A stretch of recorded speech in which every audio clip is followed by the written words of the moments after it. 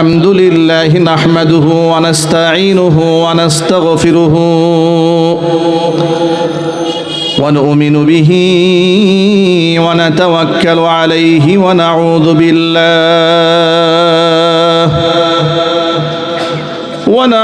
بالله من شرور أنفسنا ومن سيئات أعمالنا من يهده الله فلا مضل له ومن يضلله فلا هادي له ونشهد أن لا إله إلا الله وحده لا شريك له ونشهد أن سيدنا ونبينا وحبيبنا وشفيعنا ومولانا محمدا عبده ورسوله الذي أرسله بالحق بشيرا ونذيرا وداعيا إلى الله بإذنه وسراجا منيرا أما بعد فأعوذ بالله من الشيطان الرجيم بسم الله الرحمن الرحيم واعبدوا الله ولا تشركوا به شيئا وبالوالدين إحسانا وبذي القربى واليتامى والمساكين والجار ذي القربى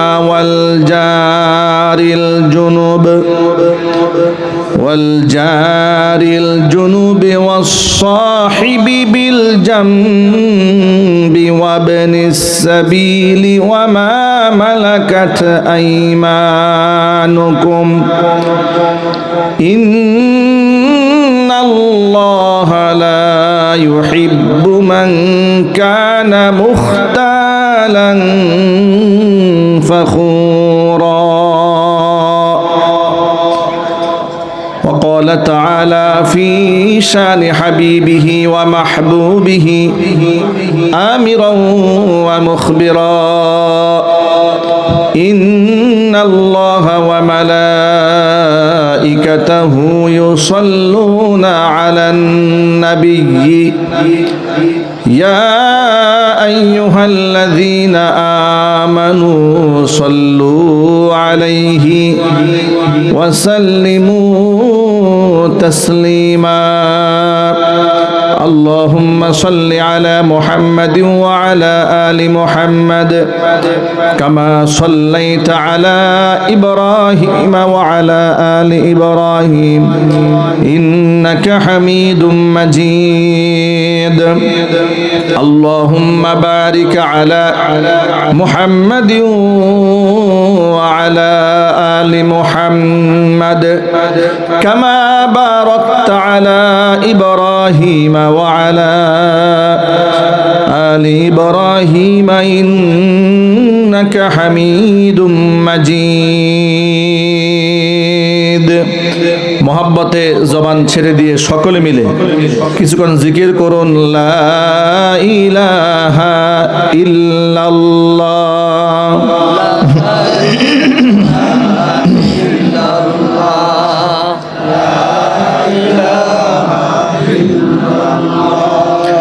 لا إله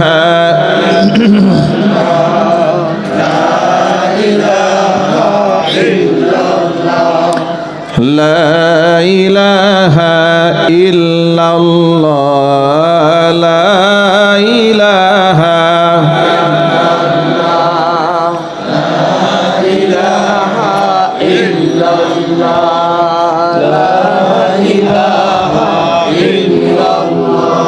لا إله إلا الله لا إله إلا الله لا إله ইলাহা ইল্লাল্লাহ লা ইলাহা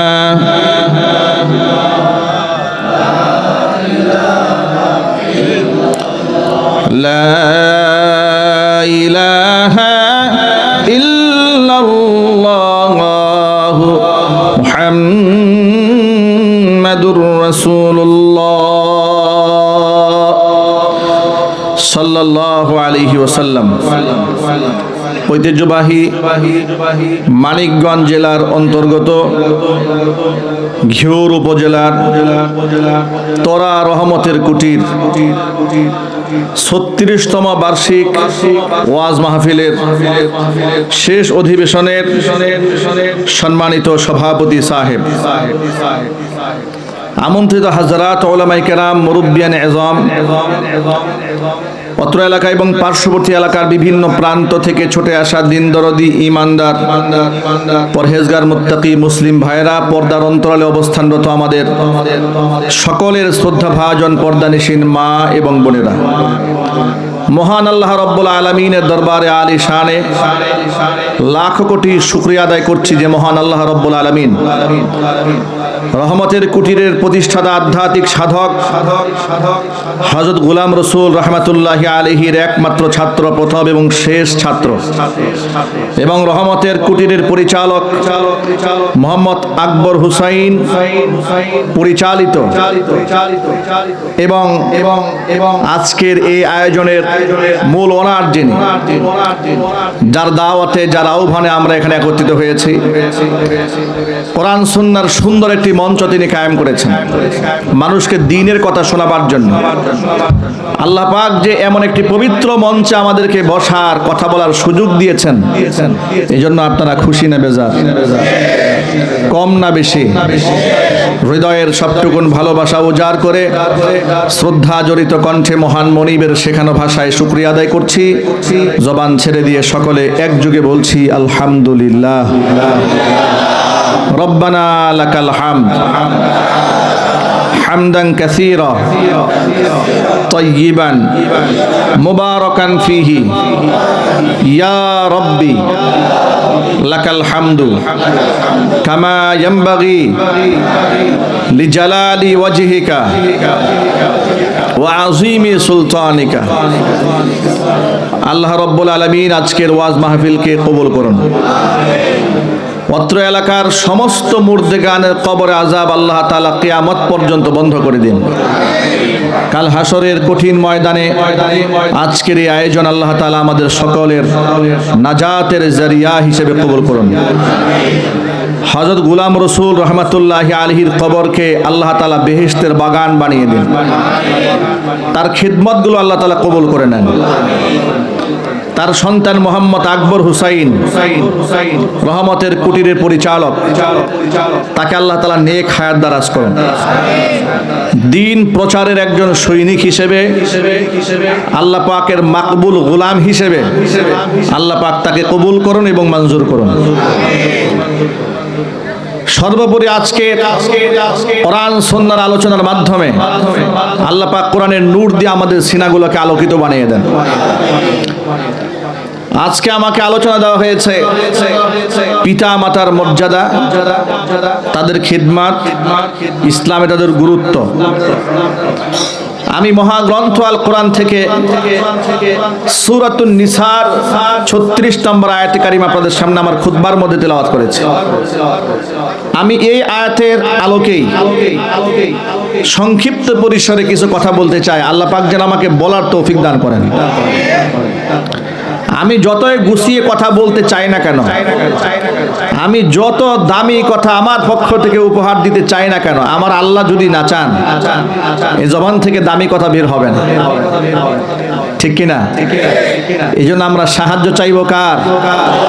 আমরা আল্লাহর সাহায্য প্রার্থী। ভিক্ষুকের মতো ফরিয়াদ করে বলছি, আল্লাহ তুমি আমাদেরকে হেদায়েত দান করো। কোরআন কারীম আপনাদের সামনে বলার জন্য আমরা বসেছি, আপনারা শোনার জন্য বসেছেন। এই মজমাটা এত দামি হয়েছে যে আমাদের সেই দৃষ্টি নাই দেখার জন্য। যদি ফেরেশতাদেরকে আমরা দেখতে পারতাম তাহলে আপনারা এত মানুষ এখানে থাকতেন না, এখানে লাখো মানুষ জমা হতেন শুধু ফেরেশতা দেখার জন্য। এই এক একটা মঞ্চ এত মূল্যায়িত হয়েছে রবের কাছে, চতুর্দিকে রহমতের ফেরেশতারা দাঁড়িয়েছে একজনের কাঁধের উপর আরেকজনে ভর করে।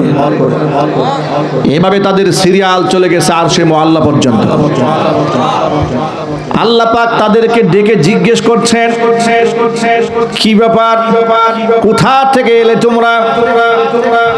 বলে রব্বুল আলামিন দুনিয়াতে মানিকগঞ্জের ঘিউর এলাকাতে রহমতের কুটিরে এমন এক রহমতের বাগান সেজেছে, কিছু লোকেরা বসে তোমার প্রশংসা করছে, তোমার কোরআন থেকে আলোচনা করছে, তাসবিহ তাহলিল করছে, তোমার প্রশংসা করছে।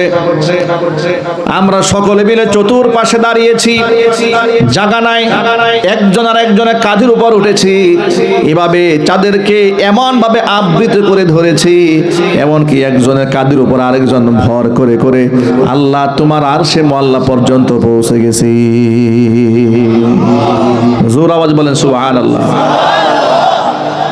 আল্লাহ পাক রব্বুল আলামিন ফেরেশতাদেরকে প্রশ্ন করছেন, ও ফেরেশতারা, এই যে এতগুলো মানুষ আমার প্রশংসা করছে, ওরা কি আমি আল্লাহকে দেখেছে নাকি? ফেরেশতারা বলে না, দেখেনি। যদি দেখতো তাহলে কি হতো? ফেরেশতারা বলে রব্বুল আলামিন তাহলে তোমার প্রশংসা আরো অনেক বেশি করতো। এত মানুষ জমা হলো কেন? ওরা আমার কাছে কি চায়? আল্লাহ তাআলা এই সমস্ত মানুষগুলো তোমার কাছে জান্নাত চায়। আল্লাহ পাক প্রশ্ন করেন, ওরা কি কোনোদিন জান্নাত দেখেছে নাকি? বলে না, জান্নাত ওরা দেখেনি। জান্নাত দেখলে কি হতো? রব্বুল আলামিন প্রতিযোগিতামূলক ভাবে ধাবিত হওয়ার জন্য চেষ্টা করত। ওরা আমার কাছে কোন জিনিস থেকে পানাহ চায়? ফেরেশতারা বলে রব্বুল আলামিন এরা জাহান্নামের আগুন থেকে তোমার কাছে পানাহ চায়। আল্লাহ পাক বলেন, এরা কি জাহান্নামের আগুন কোনোদিন দেখেছে? ফেরেশতা বলে না, রব্বুল আলামিন এরা জাহান্নামের আগুন কোনোদিন দেখেনি। তো জাহান্নামের আগুন যদি দেখতে পারো তাহলে কি হতো? সেখান থেকে বাঁচার জন্য আরো মরিয়া হয়ে উঠত।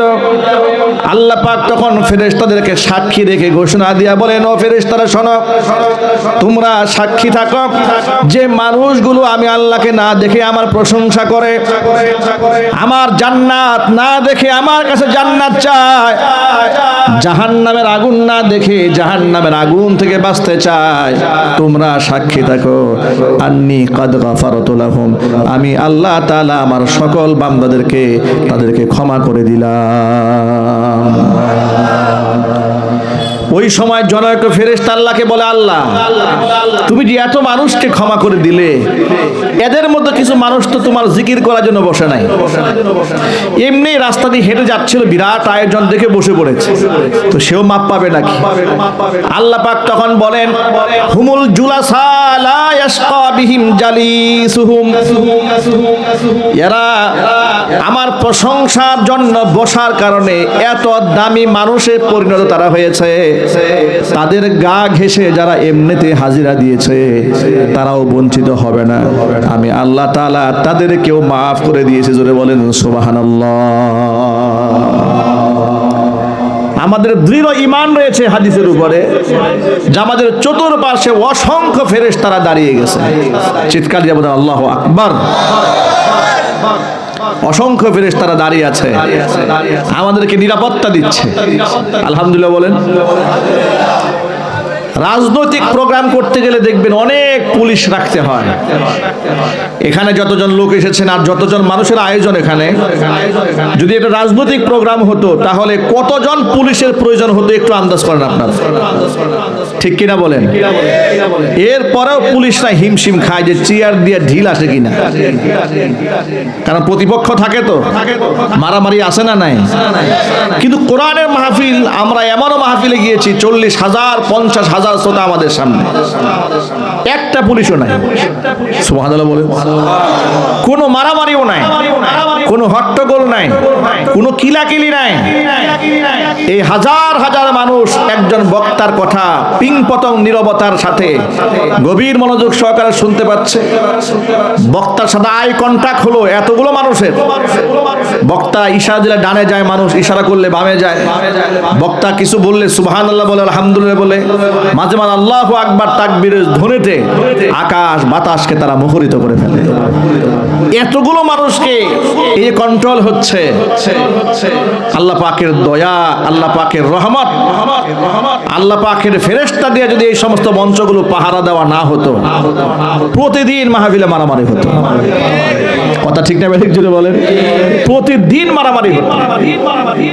কেন মারামারি হতো বলি আপনাদেরকে। দেখুন, ঝগড়া বিবাদ, মারামারি, হিংসা, জিঘাংসার আগুন কেন জ্বলে? জ্বলার পেছনে কারণ হলো মানুষ তার নিজের বিপক্ষে কিংবা বিরুদ্ধে কথা শুনতে পছন্দ করে না। মানুষ যা করে, এমন একটা চোরকেও যদি আপনি চোর বলেন, এটা শুনতে সে পছন্দ করবে না। একটা খুনিকে যদি আপনি খুনি বলেন, তাহলে সে শুনতে এটা অভ্যস্ত নয়। সে একটা ডাকাতকে যদি আপনি ডাকাত বলেন, প্রয়োজন সে আপনারে খুন করবে, কিন্তু সে ডাকাত শুনতে রাজি নয়। কথা ঠিক না বেঠিক যদি বলেন? প্রফেশন কিন্তু ডাকাতি, প্রফেশন কিন্তু চুরি, প্রফেশন তার ডাকাতি, কিন্তু একজন প্রফেশনাল কিলার, খুনিকেও যদি আপনি খুনি বলেন সে পছন্দ করে না। ডাকাতকে ডাকাত বলবেন, পছন্দ করবে না। এমনকি কোনো মাদক সেবীকে যদি আপনি তাকে মদখোর বলেন, সে পছন্দ করবে না। গাঁজাখোরকে গাঁজাখোর বললে বড় মাইন্ড করে। এমনকি তারা খুব আন্দোলন করে বলে যে গাঁজাখোর বললে এটা বলা যাবে না, সিদ্দিকুর বলতে হবে।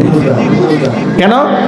বলে গাঁজা হচ্ছে একটা পবিত্র, এটা আল্লাহর সৃষ্টি। নাউজুবিল্লাহ পড়েন, গাঁজাখোর বলা যাবে। দেখেন, গাঁজাখোরও নিজেকে গাঁজাখোর শুনতে পছন্দ করে না। এখন এই ওয়াজ মাহফিলের প্যান্ডেল যারা বসেন, তাদের মধ্যে অনেকে আছে নামাজ পড়েন না, অনেকে আছেন রোজা রাখেন না, অনেকে আছে হজ করেন না, অনেকে আছে যাকাত দেন না, অনেকে আছে ঘরের বউরে পর্দা করান না, অনেক লোক আছে বাপ মার সেবা করেন না, অনেকে আছে সুদের ব্যবসা করে, অনেকে আছে ঘুষ ব্যবসা করে, ঘুষের বাণিজ্য করে, টেন্ডারবাজি করে, চান্দাবাজি করে, মাস্তানি করে, খুন খারাপি করে। এরকম নানা কিসিমের মানুষই তো ওয়াজে আসে। এখন আপনারা বলেন, আলেম কোরআন সুন্নাহ দিয়ে যখন বয়ান করেন, তখন কি এই সমস্ত অপরাধের পক্ষে কথা বলে না বিপক্ষে? এটা আওয়াজ দিয়ে বলতে হবে সকলকে, পক্ষে না বিপক্ষে? এখন বিপক্ষে শুনলে তো একটু খারাপ লাগারই কথা, ঠিক কিনা বলেন? তো সেই জায়গায় খারাপ লাগা থেকে তো মারামারি হওয়ার কথা, ঝগড়া হওয়ার কথা। অনেক জায়গায় হয়ও, দুই এক জায়গায় অবস্থা এমন হয় যে সহ্য করতে না পেরে দাঁড়িয়ে বলে, হুজুর ওয়াজের লাইনটা একটু চেঞ্জ করে দেন, ঠিক কিনা বলেন? ঘুরাই দেন। কিন্তু এই যে এত মানুষ নিজের কুকর্মের বিরুদ্ধে বক্তব্য শোনার পরেও যে চুপচাপ বসে বয়ান শোনে, এটা একমাত্র আল্লাহর রহমত। কথা বলেন ঠিক কিনা জুড়ে বলেন? কার রহমত? আল্লাহর রহমত। কারণ মানুষ এই বিশ্বাস নিয়ে বসে থাকেন যে হুজুর যদিও আমাদের বিরুদ্ধে বক্তব্যগুলো যাচ্ছে, কিন্তু হুজুর ব্যক্তি স্বার্থ চরিতার্থ করার জন্য এগুলো বলছে না, এগুলো আমাদের সংশোধনের জন্যই বলছেন। এই সবক তিনি মনে মনে সান্ত্বনা গ্রহণ করেন। কিন্তু রাজনৈতিক মঞ্চে প্রতিপক্ষ এটা মনে করে না যে উনি আমার সংশোধনের জন্য বক্তব্য দিচ্ছে, উনি মনে করে যে আমার পচানোর জন্য কথা বলতেছে। এই জন্য চেয়ারটা নিয়ে দাঁড়ায় যায়। কথা ঠিক নেবে ঠিক? আমার প্রিয় ভাইরা, মূল কথায় ফিরে আসি। এই দুনিয়াতে আমরা আগমন করলাম, আল্লাহ পাক আমাদের পাঠালেন। যেহেতু স্রষ্টা আমাদের আল্লাহ, আমাদের স্রষ্টাকে আল্লাহর নামটা বলতে কোনো আপত্তি নেই তো ভাই? কারণ মুহাব্বতের সাথে বলতে হবে আমাদের স্রষ্টাকে, আমাদের রিজিক দাতাকে, আমাদের রিজকে বারাকা দেওয়ার মালিককে, আমাদেরকে সুস্থতার নিয়ামত দান করেন কে, আমাদেরকে অসুস্থ বানান কে, আমাদেরকে হায়াতে বরকত দেওয়ার মালিককে, আমাদের একমাত্র মৃত্যু ঘটান তিনি কে? আল্লাহর ইশারা ছাড়া কারো মৃত্যু হবে না? কারো হবে। এই জন্য সূরাতুন নিসার 36 নম্বর আয়াতে আল্লাহ তাআলা প্রথমে একটা কথা বলেছেন। আল্লাহ পাক বলেন ওয়া'বুদুল্লাহ ওয়া লা তুশরিকু বিহি শাইআ। বান্দারে তোর স্রষ্টা তো আমি আল্লাহ, এই জন্য আমার ইবাদত করবি, এটা তোর এক নম্বরের কাজ পৃথিবীতে। এই দুনিয়াতে মানুষের এক নম্বরের কাজ হচ্ছে আল্লাহর গোলামি করা, এবং শুধু আল্লাহর গোলামি করলে হবে না, ওয়ালা তুশরিকু বিহি শাইআ, আল্লাহর সাথে কাউকে শরীক স্থাপন করা যাবে না। আল্লাহকে এক জেনে, এক ইলাহ মেনে, সমস্ত আইনদাতা, বিধানদাতা, হুকুমদাতা, লালনকারী, পালনকারী বিশ্বাস করে তার দাসত্ব করতে হবে, এবং আল্লাহর ক্ষমতার সাথে কারও কোনো শরীক নাই। এই বিশ্বাস নিয়ে যদি বান্দা আল্লাহর গোলামি করে, তাহলে আল্লাহর নবী সাল্লাল্লাহু আলাইহি ওয়াসাল্লাম বলেছেন এটা বান্দার জন্য আল্লাহর উপরে হক হয়ে যায়। ওই বান্দা মরে গেলে আল্লাহ পাক করে জান্নাত দিয়ে দিবে। এটা আল্লাহ পাক বান্দার জন্য নিজের উপর হক বানিয়ে নিয়েছেন, যে বান্দা আমার গোলামি করবে, আমার সাথে শিরিক করবে না, ওই বান্দাকে আমি মাফ করে জান্নাত দিয়ে দিব। এটা হচ্ছে আল্লাহর উপরে বান্দার হক। আর বান্দার উপরে আল্লাহর হক হচ্ছে যে বান্দা আল্লাহর গোলামি করবে, কারোর সাথে শরীক স্থাপন করবে না। তাহলে আমাদের স্রষ্টাকে যদি বলেন তার কোনো শরীক আছে? আল্লাহর কোনো মিসাল আছে? সৃষ্টিকর্তাকে আল্লাহ তাআলা আদমকে বানিয়েছেন মাটি থেকে, ঠিক কিনা? আল্লাহ তাআলা আদম আলাইহিস সালাতু ওয়াস সালামকে মাটি দ্বারা তৈরি করলেন। কোরআন মাজিদ আল্লাহ রাব্বুল আলামিন বহু আয়াতের মধ্যে তারা বর্ণনা দিয়েছেন। এরপরে ফেরেশতা কুলদেরকে হুকুম করলেন আদমের পায়ে সিজদা দে। ফাসাজাদাল মালাইকাতু কুল্লুহুম আজমাউন, সমস্ত ফেরেশতা কুল আদমের পায়ে সিজদা দিয়েছে, কিন্তু ইল্লা ইবলিস আবা আইয়াকুনা মা'আস সাজিদিন। ইবলিস আদমের পায়ে সিজদা দেয়নি, সে সিজদা করতে অস্বীকার করেছে। আল্লাহ পাক ইবলিসকে ডেকে বলেছেন ক্বালা ইয়া ইবলিসু মালাকা আল্লা তাকুনা মা'আস সাজিদিন। ও ইবলিস, কি ব্যাপার? সকল ফেরেশতারা আমার সৃষ্টি আদমকে সিজদা দিয়েছে, তুই সিজদা দিলি না কেন? ইবলিস আল্লাহর হুকুম পালন না করে, রবের হুকুমের সামনে দাসত্ব বরণ না করে, বরং যুক্তি এবং তর্কের কাছে চলে গেল। যুক্তি দিয়ে বলছে ক্বালা লাম আকুল্লি আসজুদা লিবাশারিন খালাকতাহু মিন সালসালিম মিন হামাইম মাসনুন। আল্লাহ তাআলা পচা দুর্গন্ধময় কাদা মাটি থেকে, ঠনঠনে মাটি, সেই মাটি থেকে তুমি আদমকে বানালে, আর আমি তার সিজদা দেব। এটা কি, আমি কি এরকম ঠুনকো সৃষ্টি হয়ে গেলাম? আমার কি কোনো প্রেস্টিজ নাই? আমি কি এতটা নিচু সৃষ্টি? সুতরাং লাম আকুল্লি আসজুদা লিবাশারিন, আমি ওই মানুষের সিজদাকারী নই। খলাকতাহু, যাকে তুমি সৃষ্টি করেছো, মিন সালসালিম মিন হামাইম মাসনুন, দুর্গন্ধযুক্ত কাদা মাটি থেকে, ঠনঠনে শুকনা মাটি দিয়ে যে আদম বানিয়েছো, আমি ওই আদমের সামনে সিজদা দিতে পারি না। কারণ খলাকতানি মিন নার ওয়া খলাকতাহু মিন তিন, ওরে বানিয়েছো মাটি দিয়ে, আমাকে বানিয়েছো আগুন দিয়ে। আগুনের স্বভাব উপরে থাকা, মাটির স্বভাব নিচে থাকা। সুতরাং আমি তো সৃষ্টিগতভাবে আদমের চাইতে বেশি সম্মানিত। সুতরাং আদমের সামনে আমি মাথা নত করব না। চিৎকার দিয়ে বলেন নাউজুবিল্লাহ। আরো জোরে বলেন নাউজুবিল্লাহ। এখানে সে যুক্তি তর্কের ধার ধরেছে।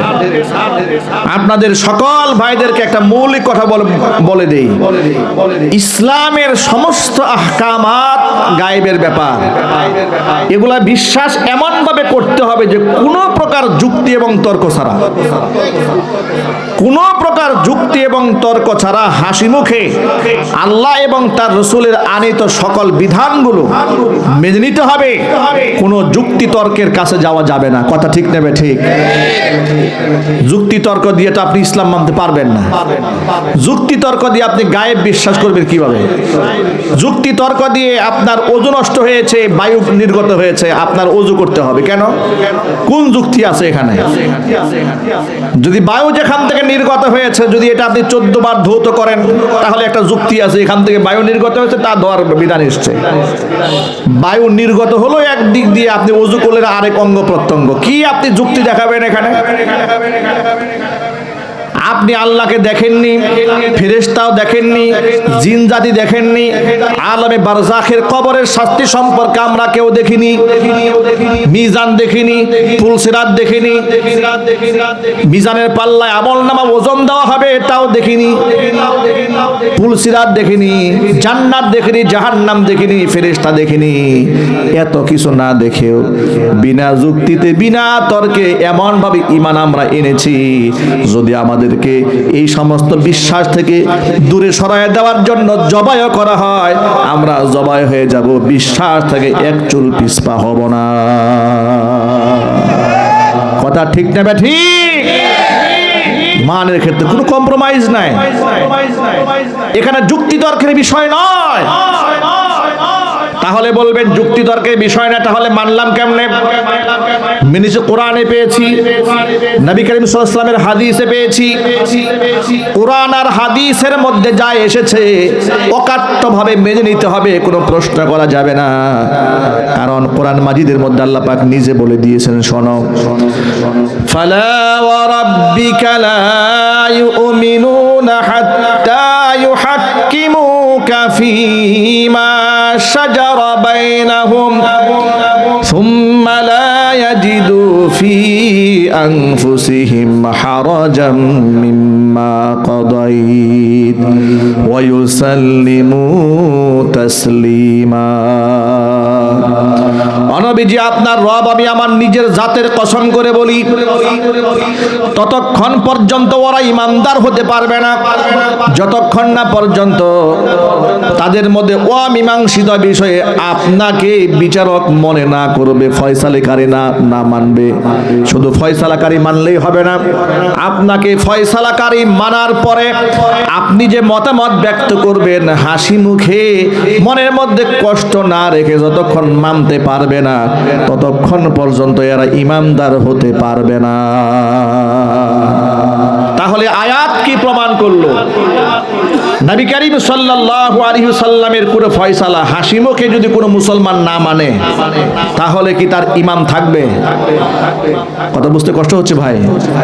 কোরআনের এই আয়াত কি প্রমাণ করলো? নবী করিম সাল্লাল্লাহু আলাইহি ওয়াসাল্লামের কোনো সিদ্ধান্ত যদি কোনো মুসলমান অন্তর থেকে কোনো প্রকার যুক্তি তর্কের কাছে না গিয়ে হাসি মুখে যতক্ষণ পর্যন্ত না মানবে, ততক্ষণ পর্যন্ত ব্যক্তিকে ঈমানদার বলার কি কোনো সুযোগ আছে? না, কোনো সুযোগ নেই।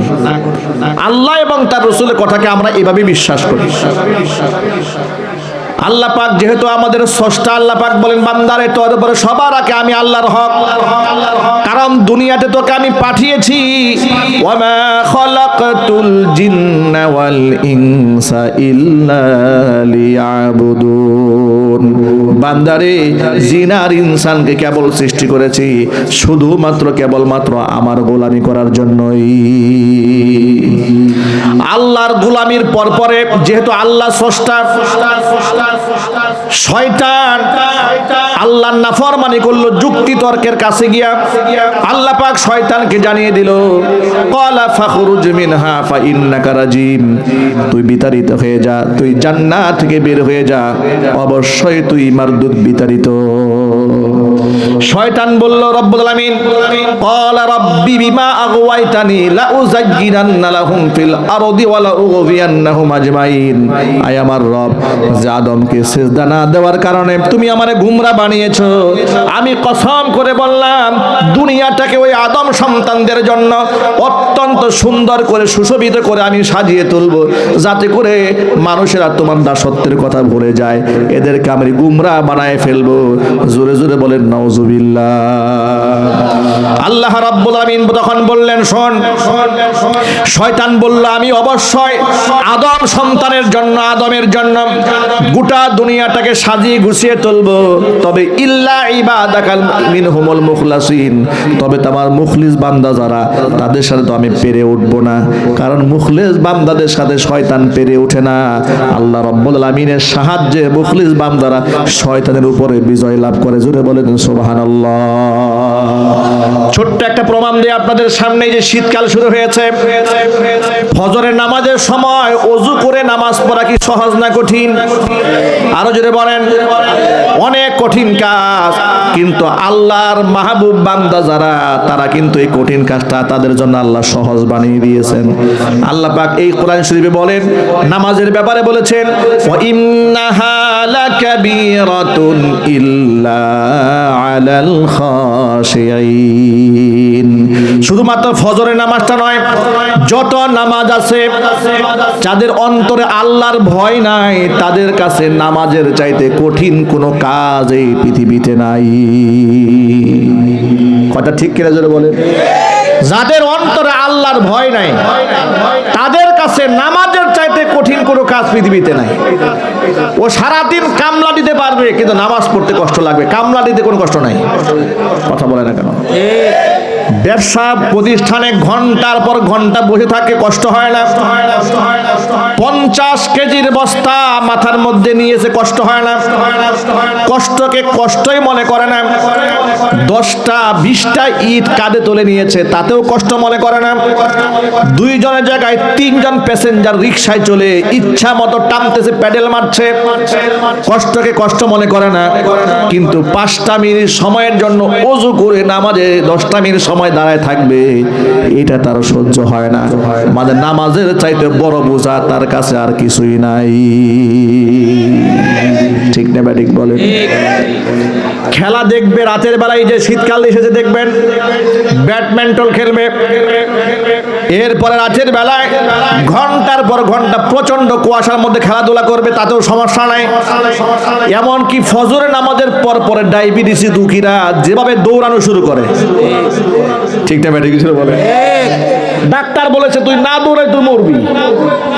ডাক্তারের কথা শুনে সাত সকালে বের হয়ে গেছে হাফ প্যান্ট পরে, বউ দৌড়ায়, জামাইও দৌড়ায়। পাশে মসজিদে জামাত হচ্ছে, কপাল পুরা। আল্লাহর ঘর মসজিদে সেজদা দিয়ে যা, না সেজদা দিবে না। ডায়াবেটিস ভালো করার জন্য দৌড়াচ্ছে, কিন্তু ডায়াবেটিস যে দিল সেই মালিকের সাথে সম্পর্ক নাই। কথা ঠিক না বেটা? জুড়ে বলেন। বেটা মালিকের সাথে সম্পর্ক বানাও। সুস্থতা দেওয়ার মালিককে আল্লাহ। কপাল পুরারা এইভাবে ঠকে। আল্লাহ পাক এই কথাটা কোরআন মাজিদে বলেন, ওয়া ইন্নাহা লাকাবীরাতুন ইল্লা আলাল খাশিঈন। নামাজ এত ভারী বোঝা, এটা ছোটখাটো কোনো বিষয় নয়। যাদের অন্তরে আল্লাহর ভয় নাই, জাহান্নামের আগুনের ভয় নাই, তাদের কাছে এই জমিনে নামাজের চাইতে বড় কোনো আমল নাই। সবচেয়ে কষ্টের আমল হচ্ছে নামাজ পড়া তাদের কাছে। পক্ষান্তরে ইমানদারদের কাছে নামাজের চাইতে প্রিয় এবং সহজ কোনো আমল নাই। সুবহানাল্লাহ বলেন।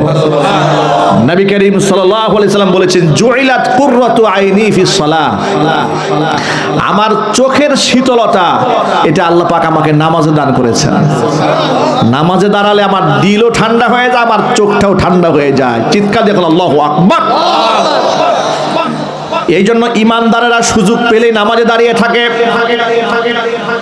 সময় ওয়েস্ট করে না, নষ্ট করে না, লস করে না। আব্বাদ ইবনে বিশির রাদিয়াল্লাহু তাআলা আনহু, হাদিস শরীফের মধ্যে এসেছে, নবী করিম সাল্লাল্লাহু আলাইহি সাল্লাম জিহাদের ময়দান থেকে ফিরে আসতেছিলেন। ক্লান্ত পরিশ্রান্ত দেহ নিয়ে সাহাবায়ে কেরামের কাফেলা নিয়ে এক জায়গায় তাঁবু গাড়লেন রাতের বেলায় রাত্রি যাপন করার জন্য। সবাই যখন ঘুমায় গেল, নবীজি সাল্লাল্লাহু আলাইহি সাল্লাম 2 জন সাহাবীকে দায়িত্ব দিলেন, ও সাহাবীরা, তোমাদের মধ্যে কে আছো রাতের বেলায় জেগে জেগে এই মুজাহিদদেরকে পাহারাদারি করবে? আব্বাদ ইবনে বিশির দাঁড়ালেন, আরেকজন আম্মার ইবনে ইয়াসির দাঁড়ালেন, দুইজন সাহাবী দাঁড়িয়ে গেলেন বাই রোটেশন, মানে অর্ধ রজনী পর্যন্ত একজন জেগে থাকবে, আরেকজন পাহারা দেবে, বাকি অর্ধেক রাত উনি ঘুমায় থাকবে, আরেকজন পাহারা দেবে। এইভাবে দায়িত্ব দেওয়া হলো। সাহাবায়ে কাম সবাই ঘুমায় আছে, নবী করিম সাল্লাল্লাহু আলাইহি ওয়াসাল্লাম আরাম করছেন, সবাই ক্লান্ত, জিহাদের ময়দান থেকে আসতেছে সব ক্লান্ত। আব্বাদ ইবনে বিশির রাদিয়াল্লাহু তাআলা আনহু দাঁড়ালেন, দাঁড়িয়ে দেখেন যে সবাই ঘুমায় আছে আর আমি একা একা বসে আছি। তখন তার ওই মোবাইল টিপের জমানা না, এই যে সময়টা আমি দাঁড়িয়েই তো আছি, আমি কি শুধু শুধু দাঁড়িয়ে থাকবো না, এই সময়কে কাজে লাগাতে হবে। একটু জোরে বলতে হবে সুবহানাল্লাহ। সময়কে কাজে লাগাতে হবে, তো কেমনে কাজে লাগাবো? নফল নামাজে দাঁড়িয়ে থাকি, কাটিয়ে দেই নামাজে দাঁড়িয়ে গেলেন, নামাজের মধ্যে সূরা আর রহমান তেলাওয়াত করতেছিলেন। আর রহমানু আল্লামাল কুরআন খলাকাল ইনসান আল্লামাহুল বায়ান।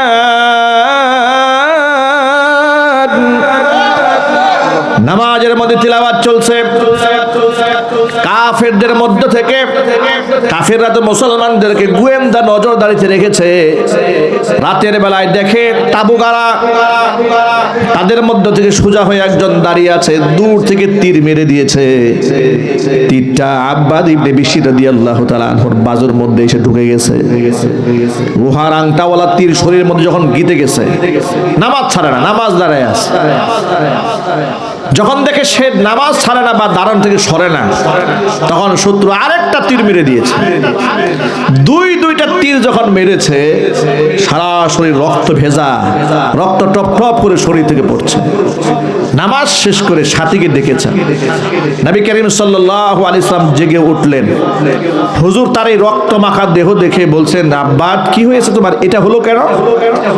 আব্বাদ ইবনে বিশির বলছেন, নবীজি আমি যখন রাতের বেলায় একাকী দাঁড়িয়েছিলাম, মনে মনে ভাবলাম রাতের বেলায় সময়টা নষ্ট করা যাবে না, সবাই যেহেতু ঘুমিয়ে পড়েছে, দাঁড়িয়ে যেহেতু থাকবো, শুধু শুধু দাঁড়িয়ে থাকবে কেন, সময়টা নামাজে কাটাইয়া দেই।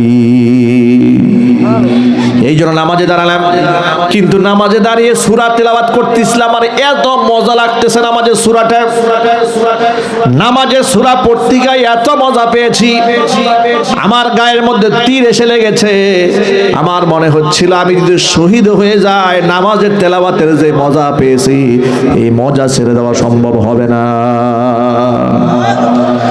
আরেকটা তীর এসে যখন বিদ্ধ হলো, আমি শহীদ হয়ে গেলেও নামাজ ছাড়তাম না, কিন্তু পরক্ষণে আমার মনে হলো দুইটা তীর বিদ্ধ হয়েছে, আরেকটা তীর এসে যদি আমার বুকটাকে ঝাঁঝরা করে দেয়, যদি আমি শহীদ হয়ে পড়ে যাই, সাহাবায়ে কেরাম ঘুমন্ত অবস্থায় আক্রান্ত হবে, শত্রু বাহিনী নবীজির উপর হামলা করবে, সাহাবীরা ক্ষতবিক্ষত হবেন।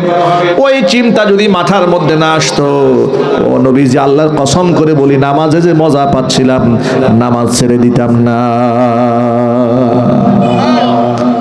ভাইরা, ইমানদারদের কাছে নামাজ এত মজার আমল। আল্লাহু আকবার বলেন। পক্ষান্তরে মুনাফিকের কাছে নামাজ মজা লাগে না, অস্থিরতা, ব্যাকুলতা, খুব বিদ্রুটি অবস্থা, মনে হচ্ছে নামাজের বিধানটা যদি না আসতো, এরকম একটা চিন্তা ভাবনা করে মুসলমানরা। আল্লাহ যেন আমাদেরকে হেদায়েত দান করেন। ভাই একটু জোরে বলেন আল্লাহুম্মা আমিন। যদিও আমার এটা আলোচ্য বিষয় নয়, কিন্তু আয়াতের শুরু অংশ যেহেতু ওয়াবুদুল্লাহ প্রসঙ্গ কমে, এটা বাদ দিতে পারলাম না যে এই অংশটা আমাদের যারা খুব জরুরি। এখানে আমরা যত ভাইরা এসেছি, মা বোনেরা আমাদের বক্তব্য শুনতে পাচ্ছেন, আমি অত্যন্ত বিনয়ের সাথে আপনাদেরকে অনুরোধ করছি যে নামাজ এটা আমরা যে মুসলমান, এটার আইডেন্টিটি, এটা হচ্ছে আমাদের জাতিসত্তার পরিচয়। দাড়ি মুসলমানের পরিচয় বহন করে না। শুনেন, দাড়ি রাখা সুন্নাহ, দাড়ি রাখা গুরুত্বপূর্ণ সুন্নাহ, এতে কোনো সন্দেহ নাই। দাড়ি রাখলে সীমাহীন সওয়াবের অধিকারী হবেন। দাড়ি কামায়ে ফেলা কবিরা গুনাহ। ফুকাহায়ে কেরাম দাড়ি কাটা ব্যক্তিকে ফাসিক আখ্যায়িত করেছেন।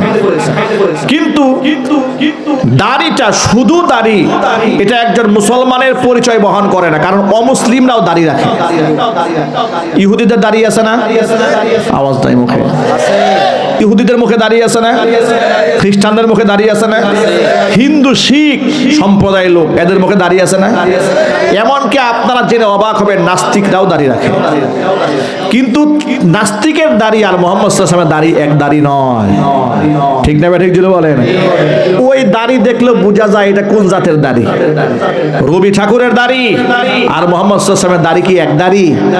না, ও ঠাকুরের দাড়ি দেখলেই বোঝা যায় যে ঠাকুরের দাড়ি, এটা সুন্নতে নববীর দাড়ি নয়। ঠিক কিনা? ওই যে ফ্রেঞ্চ কাটিং স্টাইলিশ দাড়ি, এটাও বোঝা যায়। ওই শিল্পীরাও দাড়ি রাখে, ইদানিং দেখি নায়করাও দাড়ি রাখে, খেলোয়াড়রাও দাড়ি রাখে। সবাই যে দাড়িকে সুন্নাহ মনে করে রাখে, রাসূলের মহব্বত রাখে তা নয়। কিন্তু এটা একজন মুসলমানের প্রকৃত পরিচয় বহন করে না। কিন্তু নামাজ নামাজ নামাজ হচ্ছে মুসলমানদের জাতি সত্তার পরিচয় বহন করে। আল্লাহু আকবার বলেন। আপনি মুখে দাড়ি নাই তাই বলে আপনার কাফির বলার সুযোগ নাই, কিন্তু যার নামাজ নাই তার কাফির বলার সুযোগ আছে। কারণ এই কাফেরটা আমি বলি নাই, এটা আল্লাহ রাসূল নিজে বলেছেন। নবী করিম সাল্লাল্লাহু আলাইহি সাল্লাম বলেছেন, মান তারাকা সালাতান মুতাআম্মিদান ফাকাদ কাফারা। ইচ্ছাকৃতভাবে যদি কেউ নামাজ ছেড়ে দেয় সেই ব্যক্তি কুফরি করে ফেলে, কাফের হয়ে যায়। মুফাসসিররা তাফসীর করতে গিয়ে একটু সহজ করেছেন এইভাবে, যে কোনো মুসলমান যদি নামাজ ছাড়ে তাহলে সে যেন কুফরি করলো, সে যেন কুফরি কাজ করলো। তবে বিশ্বাস নিয়ে যদি নামাজ ছাড়ে যে এই নামাজের কোনো দরকার নাই বা নামাজের কোনো প্রয়োজন নাই, নামাজ বিরক্তকর মনে করে নামাজ ছেড়ে দিয়েছে, তাহলে তার মধ্যে ঈমানও থাকে না, তার মধ্যে ইসলামও থাকে না। ঈমান ও ইসলাম থেকে খারিজ হয়ে সে কাফের হয়ে যায়। ঠিক কিনা বলেন? এবার রাসূলের একটা হাদিস শোনাই। সাহাবায়ে কেরাম বলেছেন যে আমরা কাফের আর মুসলমানদের মধ্যে পার্থক্য করতাম আমাদের জামানায় শুধু নামাজ দিয়ে। সুবহানাল্লাহ বলতে পারেন নাই? কি দিয়ে জোরে বলেন তো ভাই? সাহাবায়ে কেরাম মুসলিম আর অমুসলিম পার্থক্য করতেন শুধুমাত্র, আরো জোরে বলেন, শুধু নামাজ দিয়ে। একটা বর্ণনা পাবেন না দাড়ি দিয়ে বিচার করেছি, টুপি দিয়ে বিচার করেছি, জামার জুব্বা দিয়ে বিচার করেছি। আমাদের সমাজে মানুষের খাসিলত এত খারাপ, মানুষের তাকওয়া মেপে ফেলে তার পোশাক দেখেই। না, পোশাক দেখে আপনি তাকওয়া মাপতে পারবেন না। অনেক ভণ্ড প্রতারক মিথ্যাবাদীরা এমন সুরত ধরে থাকে দেখে মনে হয় আসমান থেকে ফেরেশতা নাজিল হয়েছে। কথা জোরে বলেন, ঠিক কিনা জোরে বলেন? আপনি বাহ্যিক দেখে কেমনে বিচার করবেন আপনি? কারণ যত শিরিক বেদাতের যত ডিলার আছে পৃথিবীতে, এক একটার চেহারা দেখলে আপনি কি মনে করবেন যে এটা কি মানুষ না ফেরেশতা? এইরকম চেহারা, নূর মনে হয় জ্বলছে বলতে চেহারা থেকে। আর পোশাক আশাকের গেটআপ আর সেটআপ আর পাগড়ির গর্জন আর তর্জন, কি বলেন? হুজুরের লাঠি ধরার জন্য 36 জন খাদেম, লুঙ্গি টানার জন্য 32 জন খাদেম, বদনা নেওয়ার জন্য 36 জন আছে। এরপরে মুসাফা করার জন্য সিরিয়াল তো ধরছেন একেবারে এই মাথা থেকে ওই মাথা পর্যন্ত। হুজুরের শান আর শৌকত কি বিশাল ব্যাপার স্যাপার। খোঁজ খবর নিয়ে দেখবেন মুরিদদের সেজদা নিজের পায়ে নিতেছে। কত জোরে বলেন বলেন? মানে দেখতে মনে হচ্ছে আসমান থেকে ফেরেশতা নাজিল হয়েছে, পক্ষান্তরে মানুষের সেজদা নিজের পায়ে গ্রহণ করছে। আল্লাহর কসম, ও মুসলমান নয়, সে মুশরিক। ঠিক না? চিল্লাই বলেন। মানুষের পায়ে সেজদা দেওয়া জায়েজ আছে? হারাম। এই জন্য আপনি ওই বাহ্যিকটা দেখেই বিচার করতে যাবেন না। ভাইরা আমার, আল্লাহ নবী সাল্লাল্লাহু আলাইহি ওয়াসাল্লাম বলেছেন, আত-তাকওয়া হা হুনা, আত-তাকওয়া হা হুনা, আত-তাকওয়া হা হুনা। হুজুর বলেন না তাকওয়া লেবাসে, তাকওয়া পোশাকে, তাকওয়া টুপিতে বলেন নাই। হুজুর বলেছেন আত-তাকওয়া হা হুনা, তাকওয়া এখানে, তাকওয়া এখানে, তাকওয়া এখানে। 3 বার উল্লেখ করেছেন। চিৎকার দিয়ে এখন আল্লাহু আকবার। সুতরাং আল্লাহ রাব্বুল আলামিনকে যারা ভয় করেন, মনে রাখবেন সাহাবায়ে কেরাম বলেছেন আমাদের মুসলিম সমাজে কে মুসলমান আর কে মুসলমান নয় এই পার্থক্য করতাম শুধুমাত্র নামাজ দিয়ে। যে নামাজ পড়ে তাকে মুসলমান মনে করতাম, যে নামাজ পড়ে না তাকে আমরা মুসলমান মনে করতাম না। এখন সাহাবায়ে কেরামের ওই বক্তব্য যদি বাংলাদেশের মুসলমানের ক্ষেত্রে সেট করে দেওয়া হয়, অবস্থাটা হবে কি এবার চিন্তা করেন। এই যে 90% মুসলমান বলে আমরা দাবি করি, নবী করিম সাল্লাল্লাহু আলাইহি ওয়াসাল্লামের বক্তব্য এবং সাহাবায়ে কেরামের এই হাদিস অনুযায়ী বক্তব্য অনুযায়ী 90% মুসলমান বাংলাদেশে খুঁজে পাওয়া যাবে? এটা যদি বলুন না ভাই, পাওয়া যাবে? মূল কথায় ফিরে আসি, যা বুঝাতে চাইলাম সেটা হলো নামাজ মুনাফিকদের কাছে ভারী, এমনকি কাফের মুশরিক যারা, তারা তো নয়, যারা ইসলামের মধ্যে আছে তারাই তো নামাজ পড়ে, কিন্তু যাদের মধ্যে পূর্ণাঙ্গ ঈমান নাই, যাদের কলিজার মধ্যে খুশু নাই, খুশু নাই, আল্লাহর ভয় নাই, তাদের কাছে নামাজ বড় বোঝা। পক্ষান্তরে যারা ইমানদার তাদের কাছে নামাজ বোঝা নয়, তাদের কাছে নামাজ হচ্ছে তাদের আত্মা এবং চোখের শীতলতা। এই যে সকালবেলা ফজরের সময় ওযু করেন, আবু দাউদ শরীফের হাদিসের মধ্যে এসেছে, বান্দা যখন ঠান্ডা পানি দিয়ে ওযু করে কষ্ট হয়, হয় না? কষ্ট হয়। এই দৃশ্য দেখে আল্লাহ তাআলা এমন ভাবে হাসতে থাকেন যে আল্লাহর আরশে মুআল্লা তখন কাঁপতে থাকে। একটু জোরে সুবহানাল্লাহ বলতে হবে। সুতরাং আমরা ফজরের নামাজে পুরুষেরা ঠান্ডা পানি দিয়ে ওযু করে জামাতে শামিল হয়ে আমরা শয়তানকে পরাজিত করব, বলেন ইনশাআল্লাহ। আল্লাহ যারা কবুল করেন জোরে বলেন আমিন। এই যে নামাজ, এটা হচ্ছে আমাদের আইডেন্টিটি, এটা আমাদের জাতিসত্তা, এটাই আমাদের ইসলাম, এটা আমাদের পরিচয় বহন করে। এটাকে কোনো ক্রমে কোনো অজুহাতে বাদ দেওয়া যাবে না। আল্লাহ পাক কি বিধান দিয়ে দিলেন? তুমি সোজা হয়ে দাঁড়িয়ে থাকতে পারো, সুস্থ মানুষ দাঁড়িয়ে নামাজ পড়ো, দাঁড়িয়ে থাকতে কষ্ট হয় তো বসে নামাজ পড়ো, বসে কষ্ট হয় তো শুয়ে পড়ো, শুয়ে কষ্ট হয় তো ইশারায় পড়ো, কিন্তু খবরদার আমি আল্লাহকে নামাজের ব্যাপারে তোমরা ভুলে যেও না। জোরে বলেন সুবহানাল্লাহ। ভুলার সুযোগ নাই, ভুলে যেও না। ফজরে তুমি জাগতে পারো না ঘুম থেকে, এরকম হয় না আমাদের? ফজরে ঘুম থেকে জাগ্রত হতে পারেন নাই, ঘুমিয়ে গিয়েছিলেন, যখনই জাগ্রত হয়েছেন কাল বিলম্ব না করে আপনি ফজরের নামাজটা তখনই আদায় করে নেন। নবী করিম সাল্লাল্লাহু আলাইহি সাল্লাম বলেছেন, যে ব্যক্তি ঘুমের কারণে ফজরের নামাজটা পড়তে পারে নাই, ওই ব্যক্তি নামাজ কাজা হয়ে যাওয়ার অবস্থা হবে না, সেই ব্যক্তি নামাজ কাজা করবে না, বরং ঘুম থেকে উঠা মাত্র সেই ব্যক্তি আদায়ের নিয়তে নামাজ পড়বে। তার জন্য নামাজের ফজরের ওয়াক্তটাই ঘুম থেকে যখন জাগ্রত হয়েছে সেটাই তার জন্য ওয়াক্ত। আর কত সহজ চান বলেন? আপনি যখন জেগেছেন আপনার জন্য সেটাই আল্লাহর নবী ওয়াক্ত হিসেবে ঘোষণা করেছেন। চিৎকার দিয়ে এখন আল্লাহু আকবার। সুতরাং আল্লাহ পাক যেন আমাদেরকে কবুল করেন, জোরে বলেন আমিন। দ্বিতীয় পয়েন্টে আসেন, যেহেতু স্রষ্টা আল্লাহ তাআলা, সুতরাং আল্লাহর হক সবার আগে, আল্লাহর হকের পর আল্লাহ পাক বললেন ওয়াবিল